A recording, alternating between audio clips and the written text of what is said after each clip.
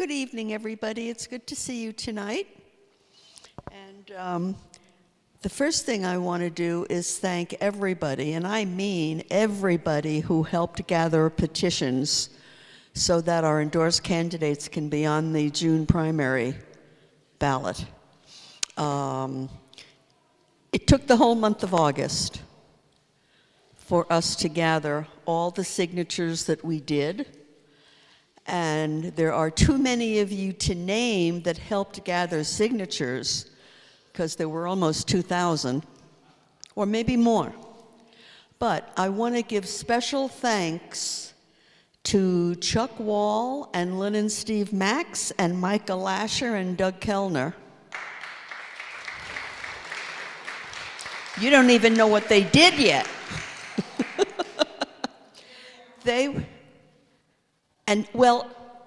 Okay, you don't know what I'm going to say. You don't know what I'm going to say. And here's why I'm thanking those four. And I couldn't thank everybody. But this is the first year in doing petitions that we haven't had an experienced district leader to lead us through the process. Last year we had Cynthia. Before Cynthia, there was Bob Botfeld. And this year, we have two wonderful district leaders, but they're relatively new to the position. So they each knew bits and parts, but they didn't know the whole process and the whole procedure. And the reason I am thanking the 5 people that I thanked is at the end of the whole process, all of the petitions, hundreds and hundreds of them, had to be organized, put into appropriate volumes, counted, and bound, and then brought to the BOE. And if you think that's a simple process, I mean, if you know it, it's a simple process. If you don't know it, it's not so easy to put together. And Doug Kellner came to our rescue and led the team one night in Chuck's apartment. That's his wife.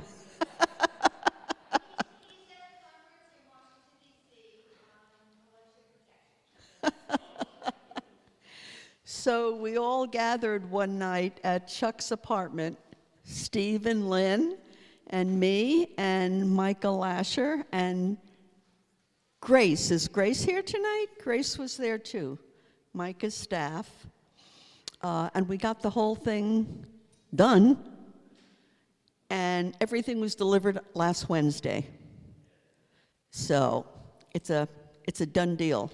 But I think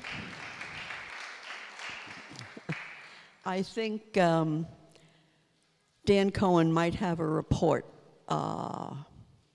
when he comes. He'll be here a little later. Anyway, next up, I want to remind you of our annual fundraising event, May 19. You probably know this, but I have to tell you anyway, just in case. May 19 at the Ellington Cafe, 105th and Broadway. It's where we had our event last year. And this year, we're presenting the Ted Weiss Public Service Award to Brad Lander, our city controller. And we created an award in Cynthia's name, the Cynthia L. Doty Community Service Award, that's going to one of her favorite neighborhood groups, the Bloomingdale Neighborhood History Group. And then we're giving a special award to Danny O'Donnell, our assembly guy. He's not retiring. He's stepping down from his position at the end of the year, and we want to just give him a special award for his 22 years of service. So, and we'll have a couple of more of announcements. Is Danielle, do we?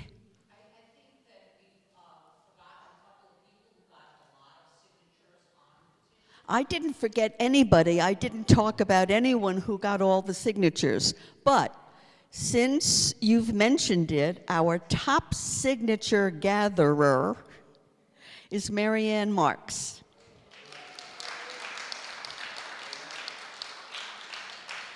She got over 300 signatures. And if you ever, and I have no idea why, if you see Marianne, on the street corner, she stands there. She's this sweet-looking lady, you know, who's saying, Democrats, Democrats, and they all come and swarm around her. There, the rest of us are saying, don't forget to vote. If you're a registered Democrat, no one comes to us. They all go to Marianne. So she's the winner, and she was the winner last year, too.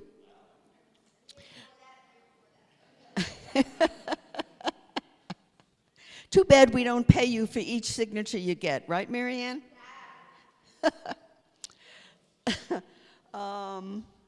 Do we have our guest speaker here tonight yet? I don't think so. Okay, so let's have Elizabeth Kellner, wife of famous Doug Kellner. she won.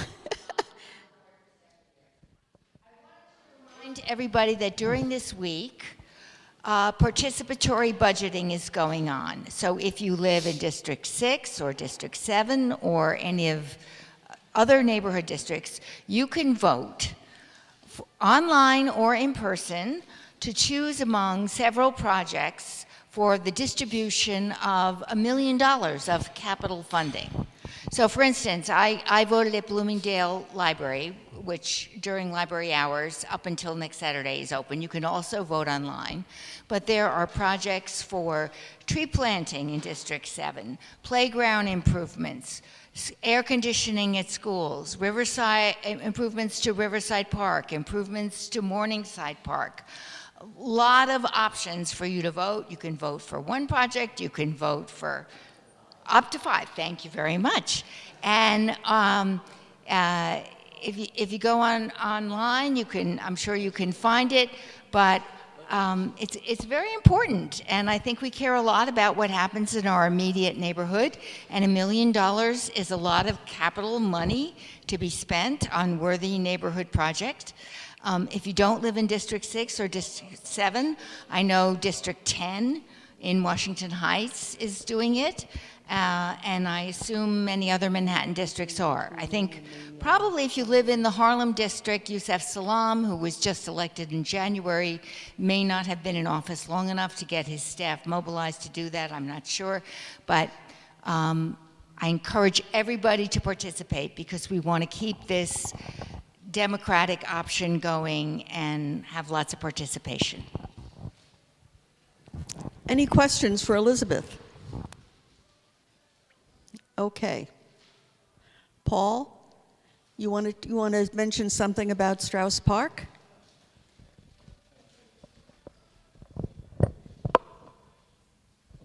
Hi, this is an announcement that has very little political significance, but I hope it will be something that you might be interested in regarding our neighborhood. I'm on the board of Strauss Park, Friends of Strauss Park, which is a conservancy, and as many of you may know, it's a small little pocket park on about 106th and Broadway. And we have been renovating the park and would like to invite you to an event we're having this Saturday at 1 p.m. And we are essentially going to do a commemoration, as we often do, for the sinking of the Titanic. And the connection is because the park is named after Isidor Straus and his wife, who perished in the Titanic sinking, but they were also very active in New York philanthropy and other activities, and the park was named after them. So we have a historian who will speak about the Titanic sinking, the history and their lives.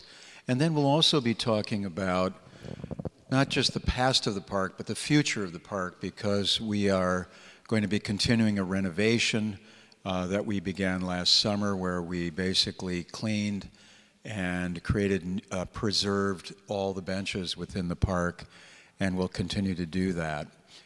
this year, plus some other activities. And we just received a $20,000 grant to help us with our efforts from the state of New York. So I hope you'll be able to join us this Saturday at 1 p.m. Thanks, Paul. Also, Danielle? I just want to add a historical fact about the Strausses, that he, I believe, was, I always thought of him as a really old man, but it turned out he was like 52. But anyway, apparently when the ship was about to go down, Yeah, I was just going to ask if everybody knew where Strauss Park was. It's on Broadway between 106th and 107th. And yes, the most popular question we always get, what are the three parks? Because no one can think of anything except Riverside and Central Park. They never think of Strauss Park, but there's little old Strauss Park, which is just a little gem of a park. And that's part of our three parks. Alex?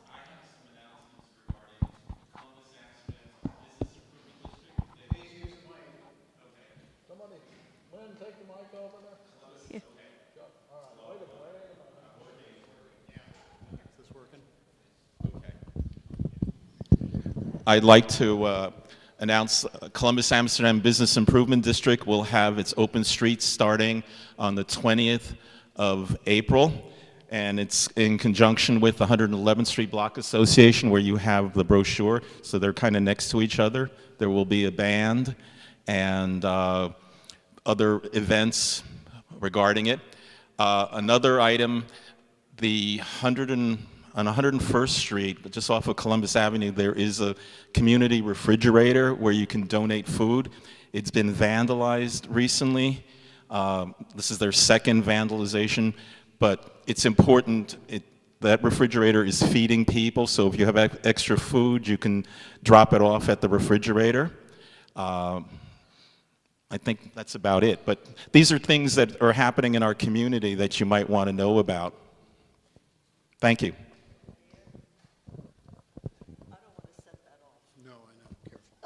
You know what happens when that gets set off. Hi, just one quick addition, okay? One of the events that's going to be on the open streets at 111th Street, which might be of interest to people who like thrift stores and other things, is a swap meet. All right, so between the hours of,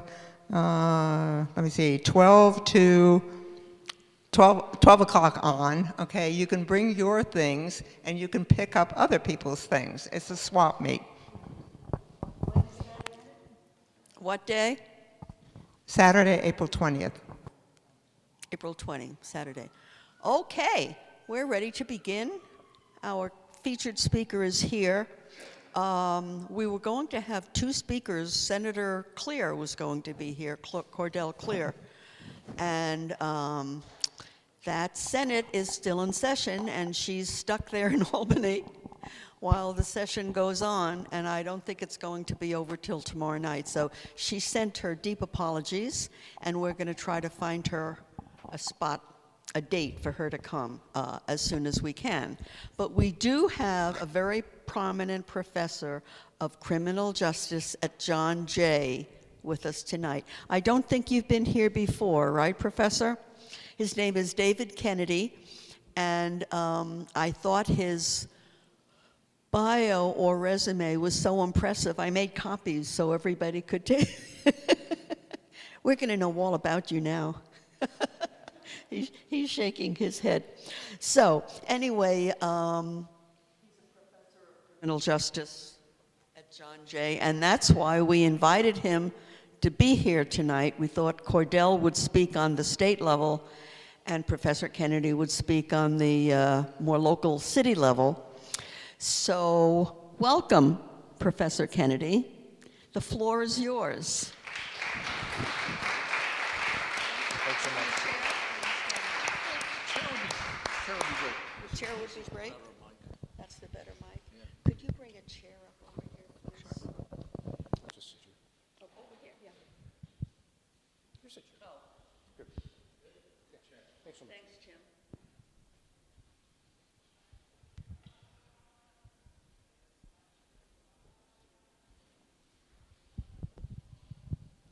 Good evening. Can you hear me? Excellent. Glad to be here. Thanks for asking me. Thanks for not reading my bio out loud. I was just up at St. Thomas Aquinas as I was just up at St. Thomas Aquinas College as a guest, so they didn't know who I was. And they read that whole thing, and it was excruciating. So thank you for not doing that. I think that's better, yeah.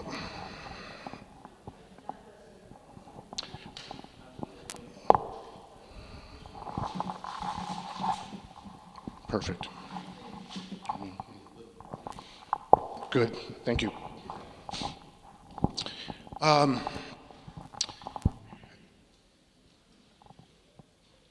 And I'm particularly glad that you care about this issue.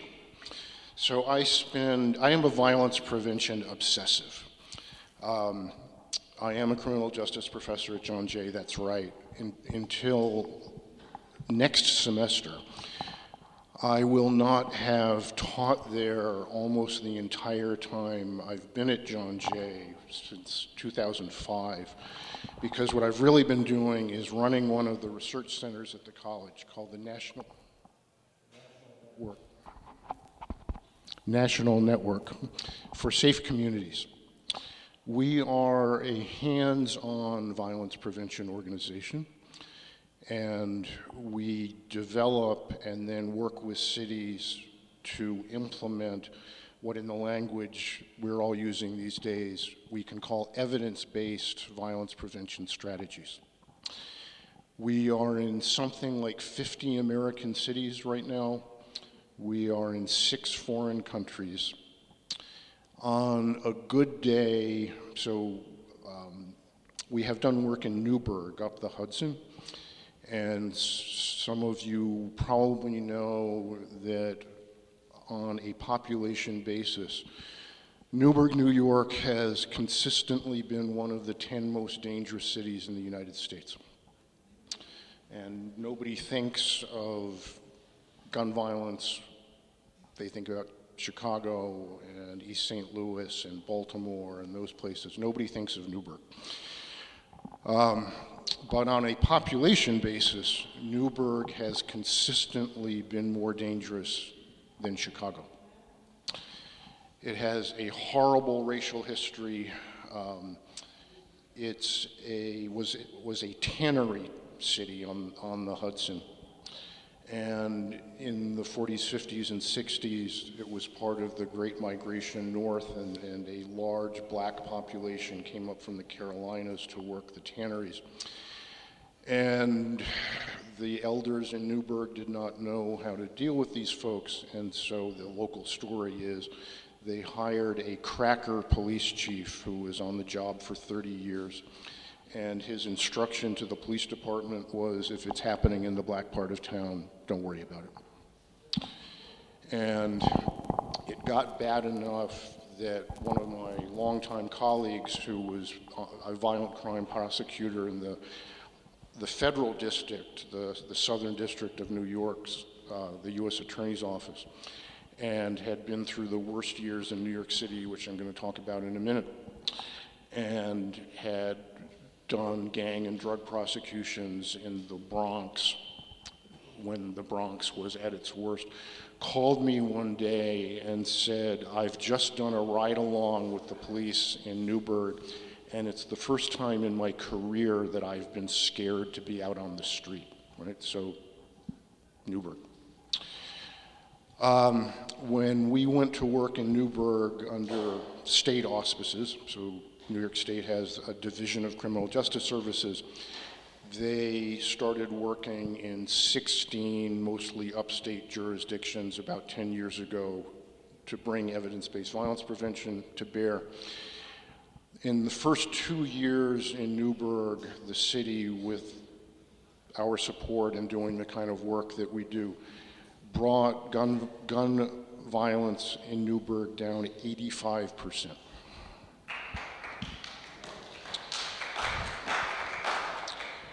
You didn't used to be able to do this. This is a new development in public policy.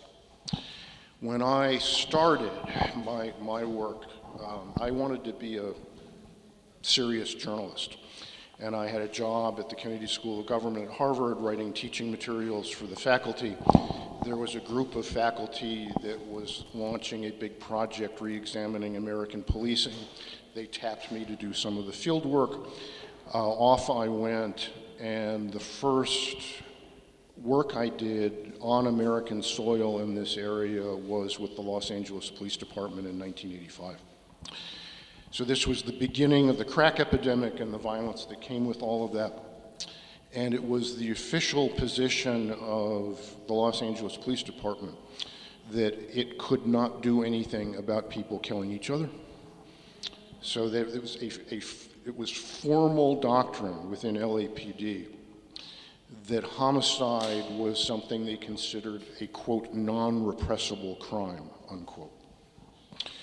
And if you think about what police departments traditionally did, that makes perfect sense. They drive around in cars trying to stop things through presence, and you can't generally see somebody on the street about to kill somebody such that you would deter them or be able to stop them in the act. They answer 911 calls, and by the time somebody calls 911 on a homicide, it's too late to stop the killing. And they investigate crimes after they've occurred. Those are the three things police departments basically did, and most of them still do. And even in Southern California, most killers are not serial killers, so when you arrest one and lock them up, you haven't really done very much to prevent the next one. So LAPD said we ought to be able to act against car theft and street robbery and commercial burglaries and that kind of thing. There's nothing we can do to prevent homicide. And that's what people thought when I moved into the academic side of this. It was the official finding of criminologists and police scholars that the police basically only react to things. They can't prevent things, and they especially can't prevent serious things. So that is no longer the world that we're in, happily. And I started by saying I'm glad you care about this, and that I spend a lot of time saying to people who don't understand how serious this stuff is that they should care about it. You are in New York City, and while I spend most of my time telling people that they should pay attention to how bad things are, I want to really start here by reminding us of how much better this city has gotten.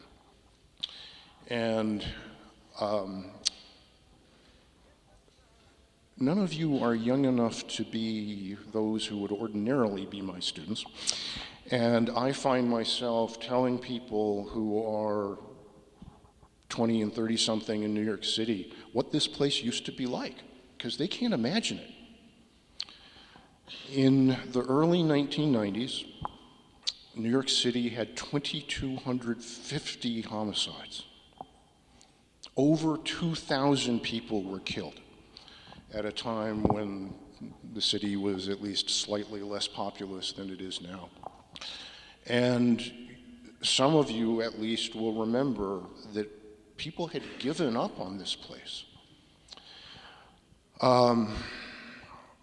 My friend, who I knew from Boston and from this Harvard work that I've been talking about, Bill Bratton, took over the New York Police Department in 1992 and basically turned it upside down and shook it and said, we are going to actually make a difference here.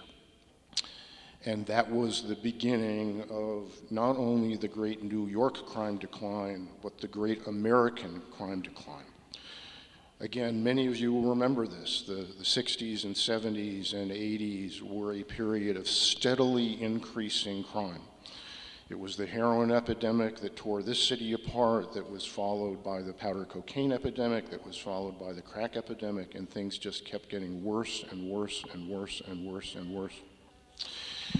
I sat in on one of the early ComStat meetings, the internal management device that Bratton invented to drive police activities, and saw one of the early decisions the department made to do something about people killing each other in New York, which was to form up a warrant squad to go out and find people who had been brought to court on homicide charges and who had absconded and never shown up again.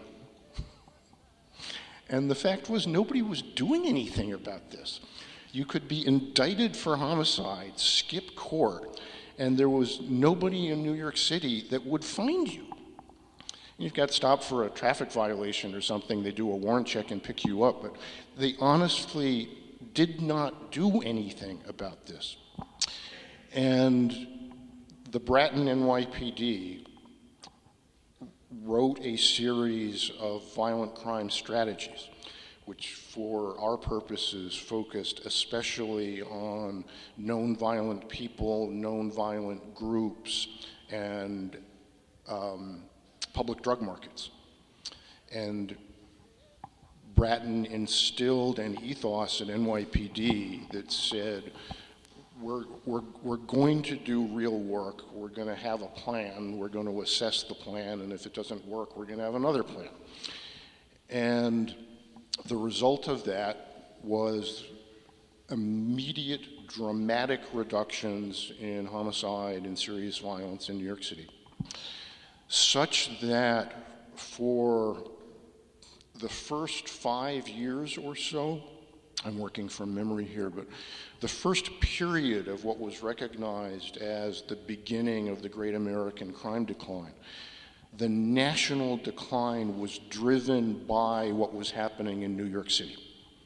There was so much violence here, and the reduction was so great that New York City alone was enough to bring the aggregate national figures down. And then other people started picking up these new approaches, and they spread around. And the crack epidemic eased, and a whole bunch of things came together. But in this city, the fact that it is not what it used to be and as safe as we all knew it to be before COVID is a matter of deliberate public policy. This did not just happen. People in positions of elected and appointed responsibility took steps to make it happen. My father, so I live in Fort Greene in Brooklyn now. My father was born in Clinton Hill on Grand Avenue. And his father died when he was 8, and his mother moved him out to Long Island, but he spent his boyhood in Clinton Hill. And his father died young. He was Quaker. He is buried in the Quaker cemetery in Prospect Park. And his grandmother, my grandmother, his mother lived a long time. And when she died in the early 90s, there was a spot in the Quaker cemetery in Prospect Park waiting for her. And my parents got in the minivan in Maine and drove down and picked me up in Boston, and we took her ashes to Prospect Park and we interred her. And on the far side of that, my parents wanted to go look at the house my father was born in. And they didn't really know New York, and I did not know New York yet. So we were driving around in the minivan, right? This is before cell phones and GPS and all that kind of thing. And what I now realize we did was turn onto Grand Avenue from Fulton, if any of you know that neighborhood. And I had been doing this crime stuff for almost 10 years at that point. And we turned onto Grand Avenue, and I took one look around, and you can imagine my parents in the front of the minivan, and I'm in the second seat. And I leaned forward so my parents could hear me and said, "Get the fuck out of here." Because all of Grand Avenue was a thriving open-air crack market. And it was one of those moments where everybody in line of sight stopped what they were doing and stared at us because we had no business being there. It was shortly after that I became staff to the Mullen Commission, so some of you will remember that. This is the early 1990s inquiry into NYPD corruption that was sparked by the Dirty 30 and corruption in New York City drug markets at the time.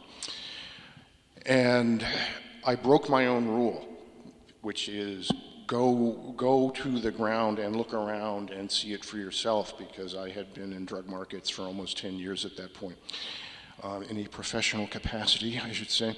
And I knew what I was talking about.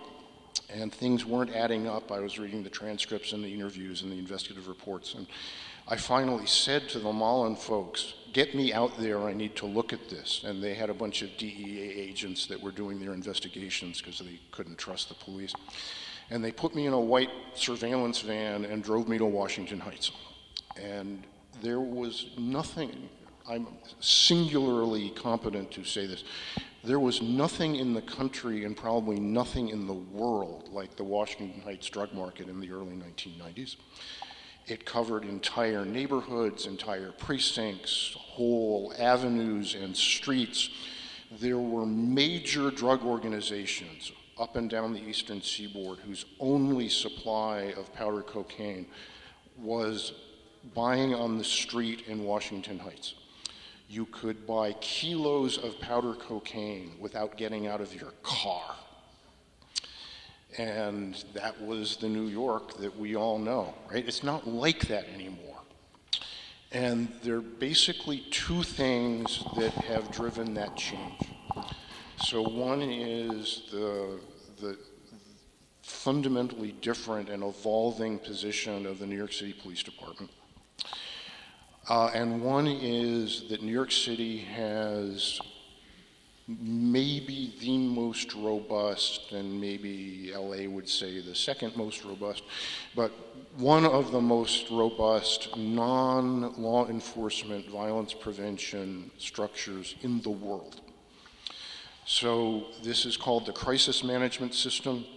It employs what are now routinely called credible messengers and violence interrupters. These are non-law enforcement people who have close connections in the neighborhoods where the violence is most an issue, that work with those at highest risk to keep them safe, to get them out of trouble, to interrupt disputes, to get them to accept social services, to get them back into school and work.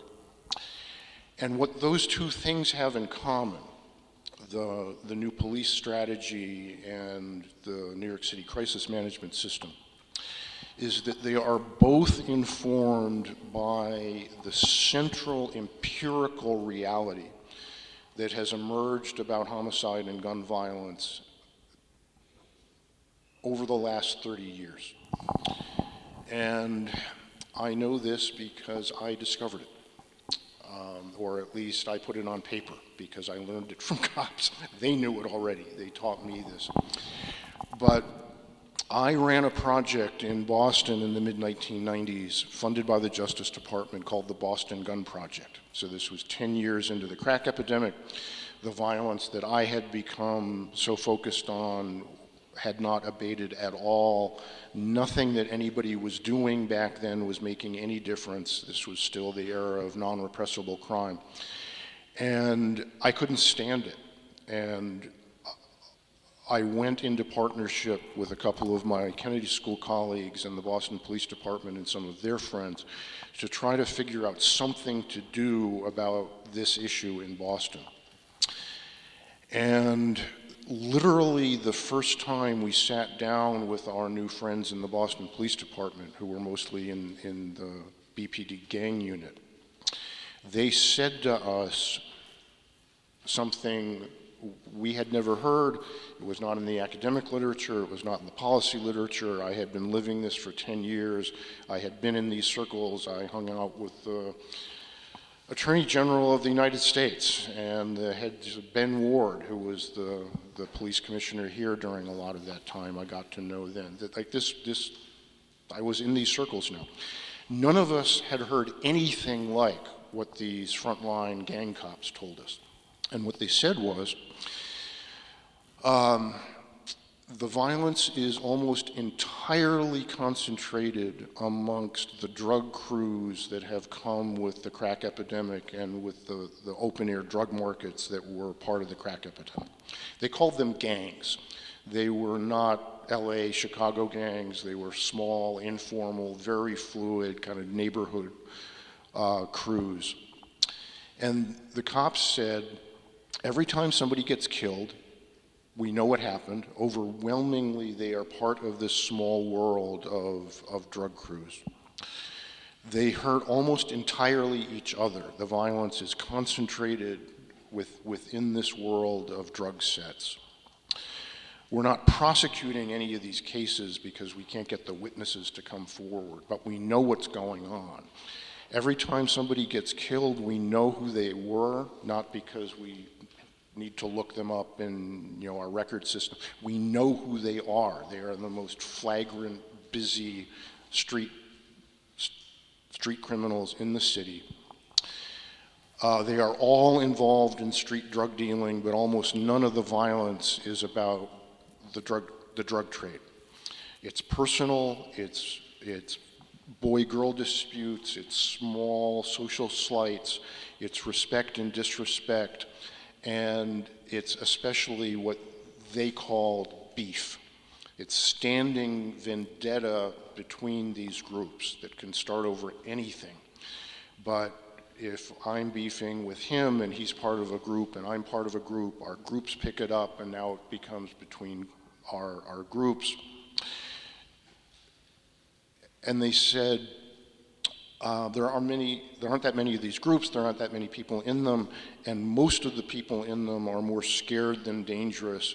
Maybe 1 or 2 in 20 of everybody we're talking about is really driving things.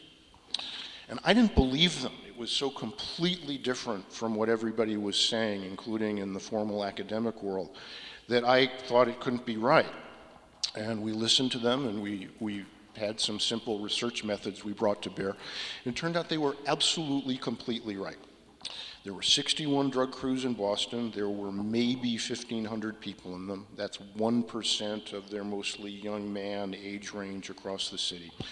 And those 61 crews were associated, we could prove, with 60% of the youth homicide in Boston. That was the problem. And everybody had been so busy pounding their drum about absent fathers or rap or super predators or gun control or whatever it is they knew we ought to do about this, that nobody had gone into the neighborhoods and actually looked carefully at what was happening.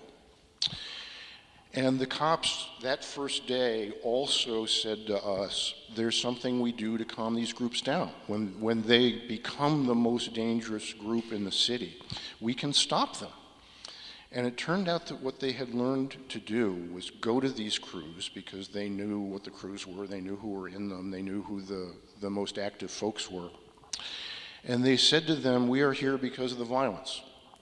You are dealing drugs, you are using drugs, you're drinking in public, you're carrying weapons, you have outstanding cases, you have outstanding warrants, you are on probation, you are on parole, you are driving unregistered cars, you are abusing your pit bulls.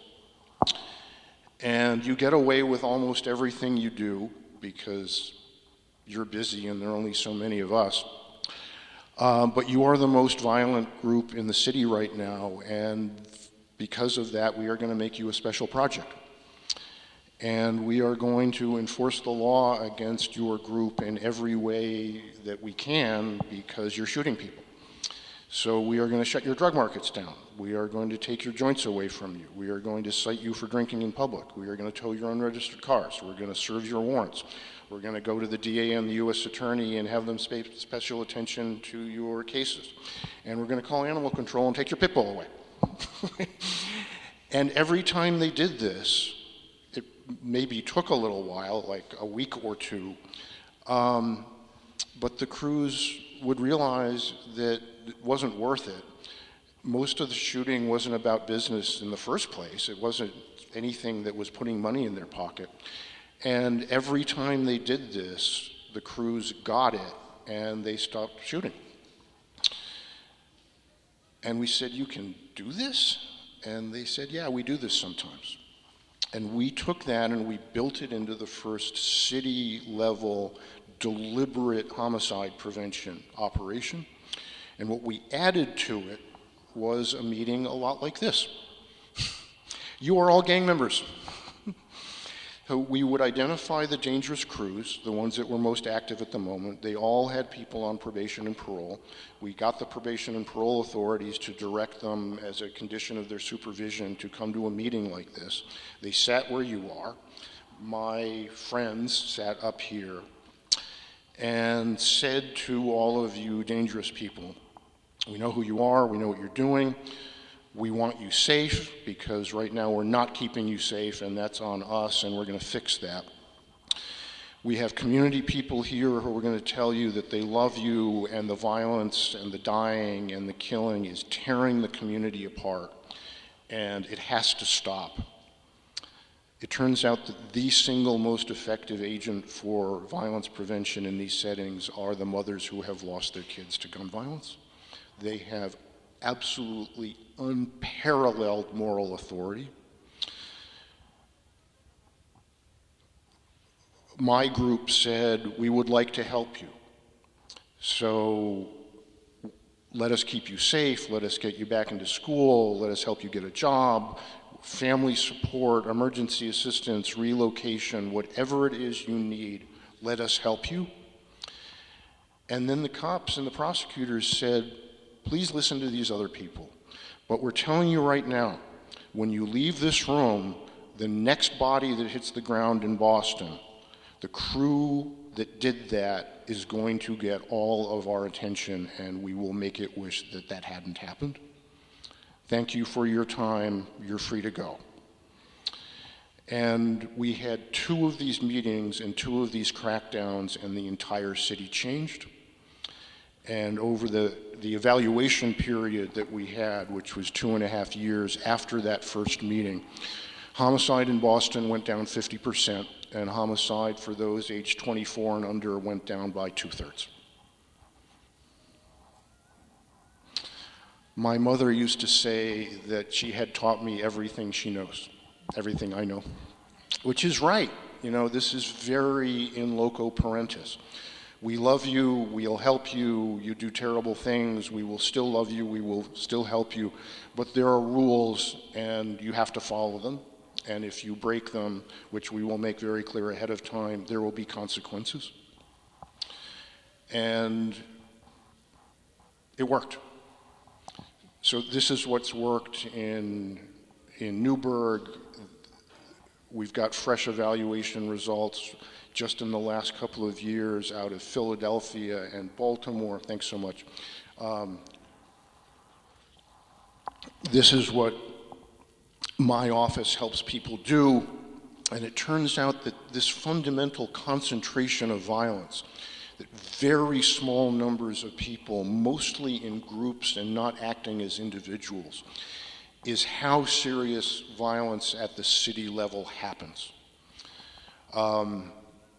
The next biggest problem in most places is domestic violence, and domestic violence is obviously not as public or as group-oriented. It was that the next generation of drug dealers who grew up watching their parents and their older brothers in the crack wars rejected violence. They would deal, but they wouldn't use crack, they wouldn't work with anybody who used crack, and they wouldn't work with people who were violent because it was terrible and bad for business. That's basically what ended the heroin epidemic in most places. Heroin is contagious early on when users look like they're having a good time. And 10 years later, they don't look like they're having a good time, and new initiation kind of takes care of itself. So,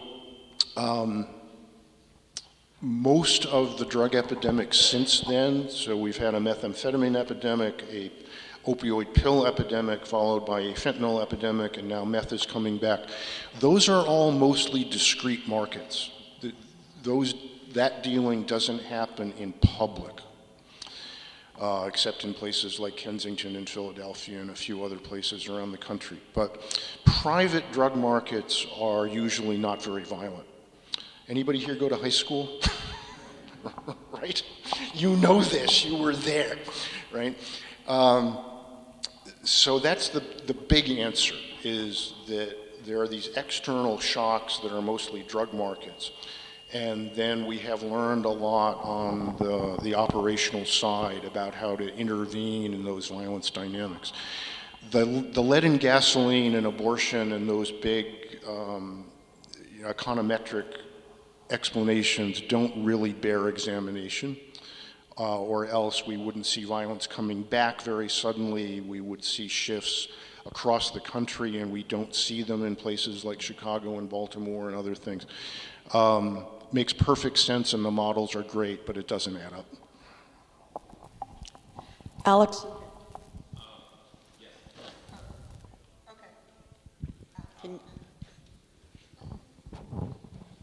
We hear about mental health crisis. How much of the violence is attributable to that mental health issue? You didn't speak about that, but is that a factor in what you've been talking about? So my view is it's not a factor when we're talking about the kind of scale that we've been talking about. So mental health has always been an issue. What we know about people with, I don't know what the right language is here, but let me call it diagnosed public mental health issues. So not informal, I don't feel great about my life kind of diagnosis, but real clinical diagnoses. They're notably non-violent. In general, people with diagnosed mental health issues are no more violent than the population at large. They may be disturbed and they may be disturbing, but they're not violent. I don't see anything in mental health as mental health that can account for a 35% rise in homicide nationally, which is what we saw during COVID, or with its now nearly equally rapid return to baseline.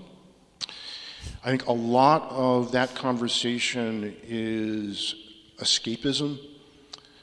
It's looking at things like Uvalde and Tree of Life and Newtown and just reasoning backward and saying this must be a mental health issue. Obviously, these kids are crazy. On the political right, it is absolutely a way of not talking about guns and gun control.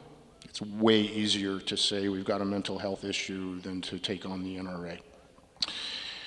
And I think a lot of things that end up being called mental health, I think that's fundamentally unfair to the people involved. So if you are living in a violence hotspot and you are not safe and you are exposed to levels of violence that are many times higher than American military see in active military combat, which is true.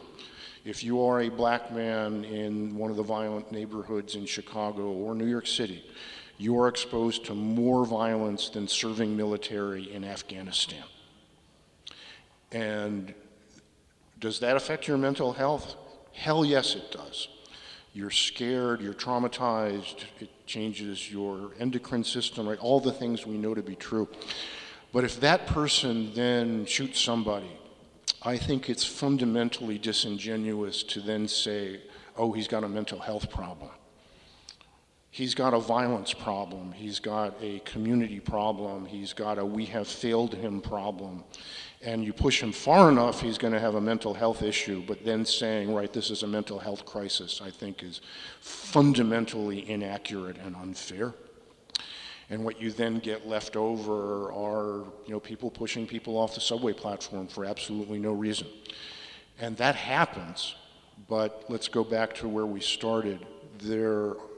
It's infinitely safer to commute in the New York City subway system than it is to drive your car in Los Angeles. I mean, it really is. So I don't think we can go to that and say this is important and causal. The lady in the orange sweater, orange. Thank you. Good evening, everyone. Is it on? Thank you. Good evening, everyone. That was a very interesting conversation. I was born and raised in Harlem, and I might have a slightly different view than your observations. First of all, a question arises, who brought drugs into Harlem? I think if you look at the Godfather movies, you get a good history as to how it got there and how it was basically used to decimate the whole community. But the other problem is the issue of guns, which are essentially brought into that community because really Harlem really did not have a gun culture mentality.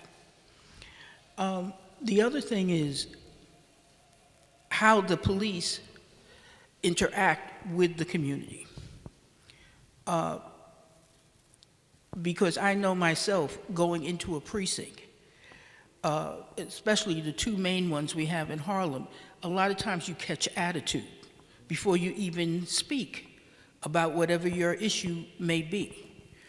And they react differently to white individuals that come into those precincts versus the people in the community. I don't know if people can remember, but Malcolm X once brought in the Fruit of Islam basically on a march because they had arrested one of the members, and I forget exactly what it was about, and almost beat the living daylights out of him and threw him in the bottom of the precinct. And they were refusing to allow the man to get medical care. And they had to essentially go out there like an army to get him into Harlem Hospital before he died. So there's a long-standing attitude with many of the police officers from, I believe, many of their backgrounds. A lot of the police officers coming out of Staten Island, which they come into our area with an attitude, or from Long Island. So, and just the last piece, the Manhattan Institute, I think, did not help things, of which Bratton was involved, if I'm correct, by creating a situation where, I mean, you could drop a cigarette on the ground and you got arrested. So there's been a lot of things I know, specifically with my community. I cannot talk that much about Brownsville or whatnot, but I do believe it was very similar. I do not believe when you have police who have an attitude before you even open your mouth when you go into the precinct, that that helps the situation when you're in need of something and you need the police. So I, first of all, fervently agree with everything you've just said. I did not, I'm replaying what I've just said this evening about NYPD. And I did not mean by saying what I've said to imply that this is in any way not what you have just said, because that's absolutely right.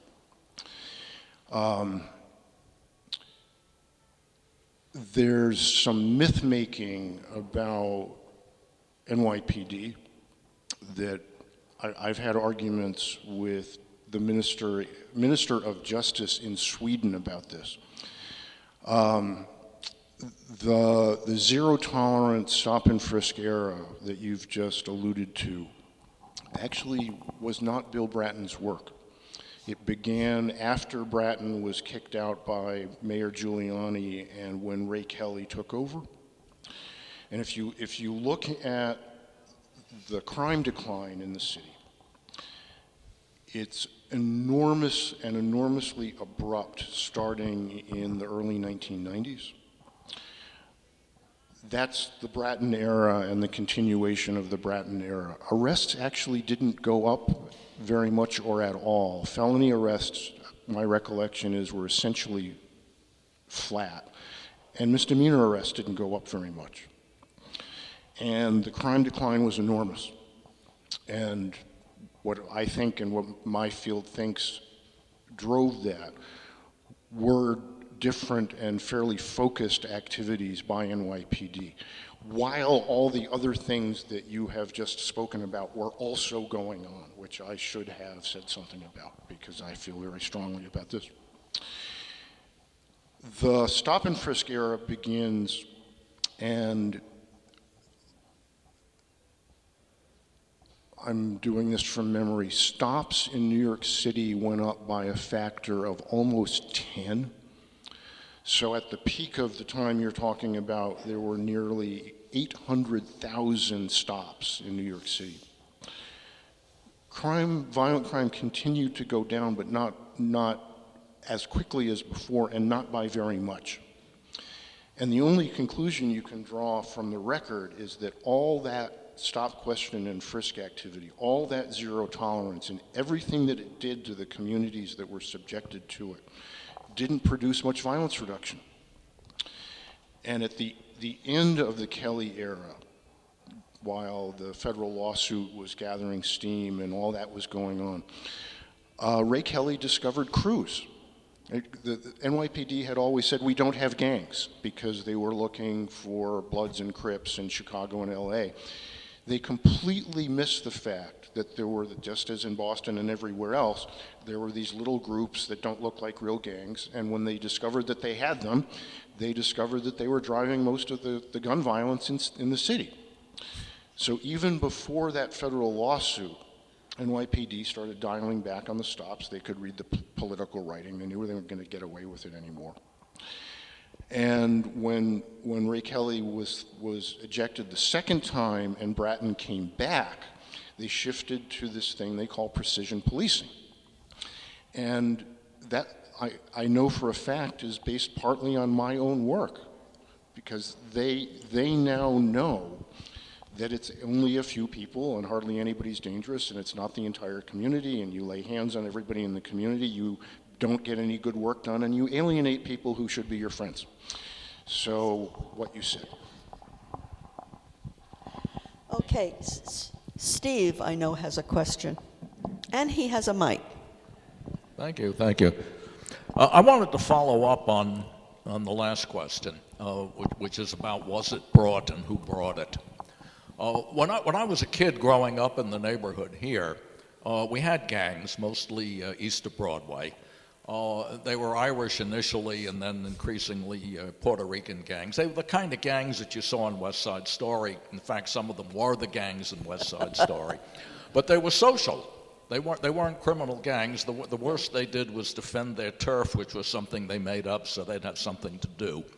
And then in the 1960s, some of them began to absorb the thinking of the movement, the social change movement, the civil rights movement, the anti-war movement, and began to become politicized. The Young Lords here in New York, the Blackstone Rangers in Chicago, but there were others. And then suddenly it seemed to us watching this, they were into heroin. And we on the left assumed that somebody must have gotten them into heroin, and it was probably the FBI or the police, that it didn't just happen. Now, if you watch The Godfather, they said they did it. But the question is, was it brought and who brought it? So, you may not like this answer. I don't believe that there's any actual support for the conspiracy idea. Believing that that drug epidemic and the subsequent drug epidemics were deliberate strategies by government to destroy communities would mean that successive administrations, both Republican and Democratic, could carry out a secret plan coordinated across federal agencies and with multiple foreign countries and multiple criminal organizations to flood the country with a succession of different substances and do it all very effectively, very efficiently, and without anybody finding out about it and without getting caught. And I don't know any white people that are that competent. I just don't.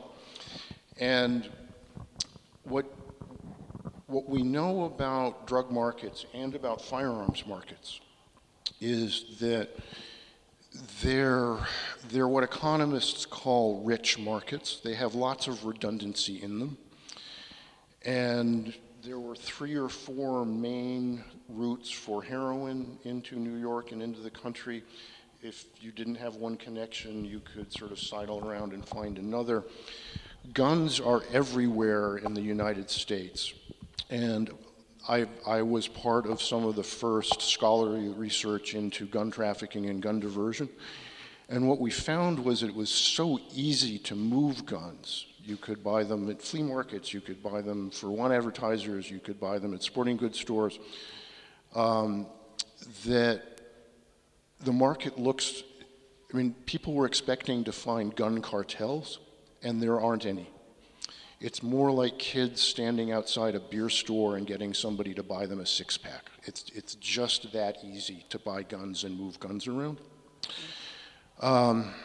So I don't believe that those stories are accurate. One final question. Tim. Listening to what you're saying, maybe one interpretation for violence in the United States is a combination of poverty and guns over the long term. There are these cycles of different reasons for crime. So could you just... And I would add racism to that. Okay. Yes. So could you just take a moment and tell us what's going on in Sweden? It's not immediately a place where you think of poverty and availability of guns. What seems to be going on is that a very, very small fraction of people adjacent to foreign and immigrant communities have gone through this same process of kind of tipping in normal young male group dynamics. So there are a lot of women here, and I like to say this to you, that violence is a young man's game, and it is a group dynamic. It's not about young men as individuals, it's about young men in groups and networks. And all of you women know that there is no stupider organism on the planet than a young man with his friends watching, right? That's just how we are. And so Sweden designates what it calls vulnerable areas. And they look at the concentrations of violent crime, and then they look at the usual kind of social indicators, housing, economics, education, healthcare, all that sort of thing. And the last time I was there, we went to one of these vulnerable areas. It has 50,000 residents and lots of people coming in and out during the day and tourism, but 50,000 people live there. And it has been designated by the Swedish Police Service as one of these vulnerable areas. And they're throwing all kinds of money at it. They want to change the gun laws. They want to reset the safety net, you know, the sort of thing you would expect Swedes to do. And we went to the place where most of the trouble was in this area, and we talked to 2 longtime business owners. And they said, yeah, it's really bad. We're worried about our businesses. The kids are out of control. People don't want to come here. They're scary. And then they said, we know all of them. It's 30 kids. And then we went to the cops and the social workers who work that area. There are 2 of each. And we said, don't want to put words in your mouth, but what we're used to seeing, that when it's 30 kids or 1,600 kids or whatever it is, it's not all of them. It's usually a much smaller number of key instigators. And does that sound right to you? And they went off and they talked amongst themselves, and they came back. And they said, yeah, it's absolutely right.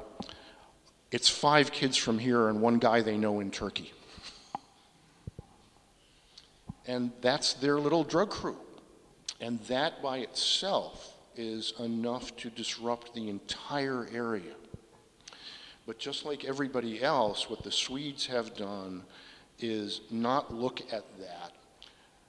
They have gone directly to legislative responses. They've gone directly to root cause social initiatives. The beat cop and the social worker could tell them by name who it is that's dealing with this, and nobody's doing anything about it.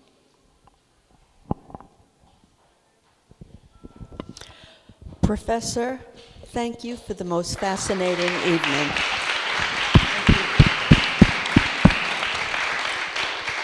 You've been wonderful. The experience you brought, the scope of work, the intense obsession, compassion that you bring to it is very obvious. I really thank you. Thank you It's so been much. very special. Thanks, everybody. I think that's it. Oh, Dan? Do you have anything brief to say? Notice I said brief. Thank you again, Professor Kennedy. Really terrific material.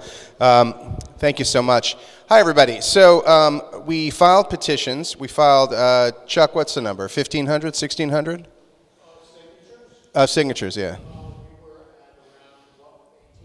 1,800. That's a good number. First, I want to point out that's larger than all of the other clubs. That's larger than all of the other clubs combined multiple times. This club delivers. Second, Carmen Quinones, who some of you may know, is a tenant leader at Douglas Houses, and she has filed to run for assembly, for district leader, and for judicial delegate. She has a whole slate. We've gone through her petitions. She filed about 965 signatures, give or take a signature. And as at last count, you need 500 to qualify. And at last count, she had about 300. Elizabeth Kellner, we can all hear you. Elizabeth Kellner, we can all hear you. Oh, that's not you. Oh, sorry. I thought that was you. I just saw the hair. It's beautiful hair. It's beautiful hair. Sorry, you're right there. Elizabeth Kellner is right there. I can't hear you, Elizabeth. Sorry. Terribly sorry. Yeah, petitions indeed. So we filed Carmen filed 965 signatures, of which about 350 or so are valid. So there's a pretty good chance that she gets thrown off the ballot, probably for district leader, possibly also for the judicial slate, and we'll see what happens with the assembly as well. She also didn't file a cover sheet. If you do petitions, just want to say it's one thing to go and collect signatures, right? That's one thing. But the process for filing it is super complicated. Right, Eli? It's super complicated.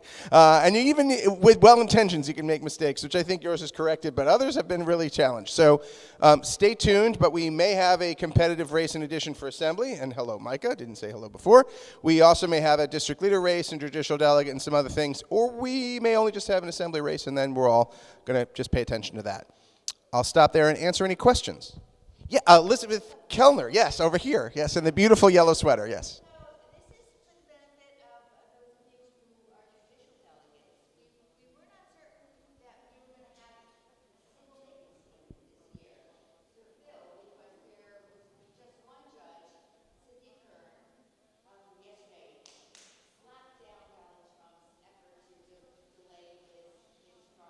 Yeah.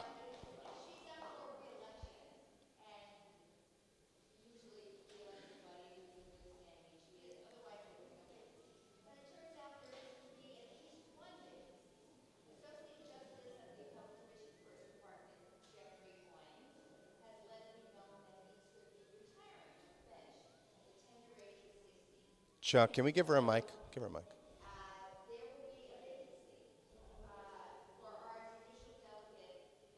Here. The last sentence you made. And there'll be lots of candidates, I can assure you of that. But there will be something for those of us who are judicial delegates and alternates, assuming we all survive our primary challenge.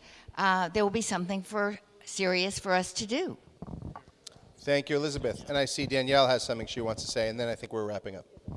Yeah, I just want to say for those of you watching, the Trump Stormy Daniels trial jury selection is starting Monday, and the third judge to smack down ridiculous arguments today was Associate Justice in the Appellate Division, Ellen Gessmer, who this club worked very hard on behalf of years ago when she was first elected. So let's give it up for Ellen. All right.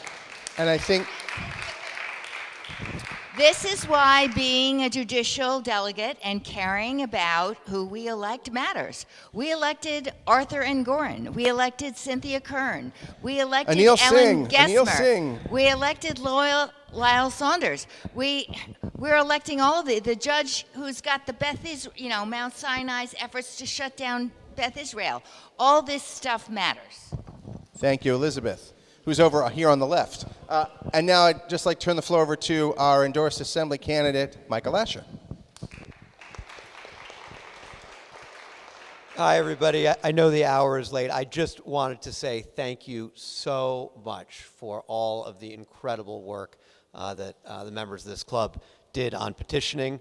It really was a testament to the incredible activist energy here at Three Parks. It was great fun for me to be able to spend a lot of time with at least some of you that I was able to connect with on the street doing petitioning, and you really made it a joy, and I'm looking forward to more of that in the future. So just thank you from the bottom of my heart. Thank you, Micah. Thank you, everybody. Come back, come back in May. You're welcome. Thank you, Lorraine. Thank me, Lorraine. I forgot what I was going to say. Oh, at our May meeting, we're having Scott Stringer. He's running for mayor, in case you didn't know, and he's going to be here with us in May, on May 8th. Okay? Good night, everybody. Be well. Thanks again for everything you do. Bye-bye.